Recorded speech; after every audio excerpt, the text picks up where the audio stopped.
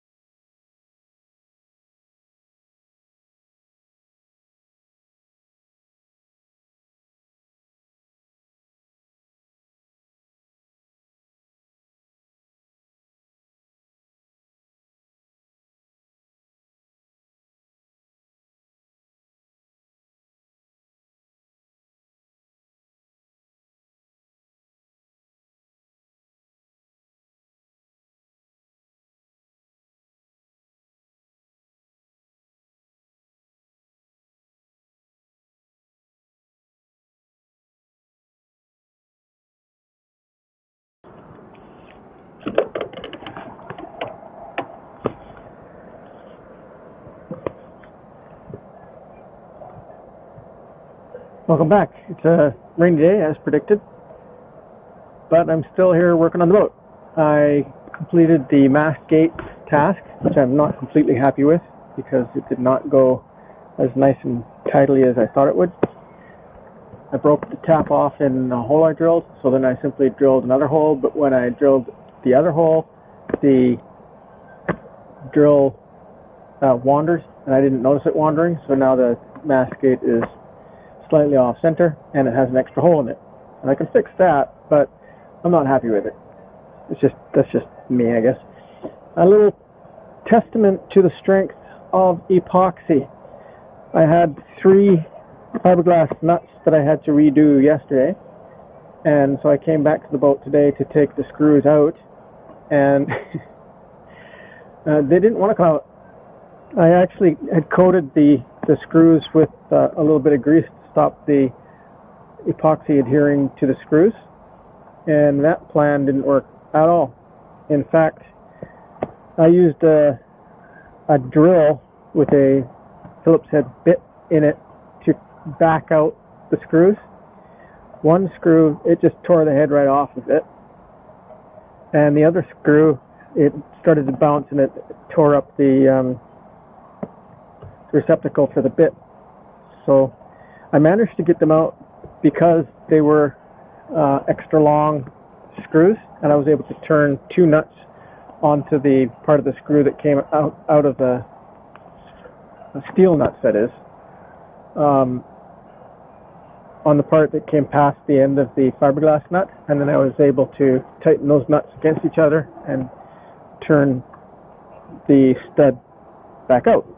So, long and short of the story is, I now have fiberglass nuts on all the holes on the cockpit hatch, so I can proceed with getting the gasket in place and sealing this thing up, which is going to be awesome. But for now, I think I'm going to simply start grinding down the fiberglass and stuff that I have left for another day. And that other day is today.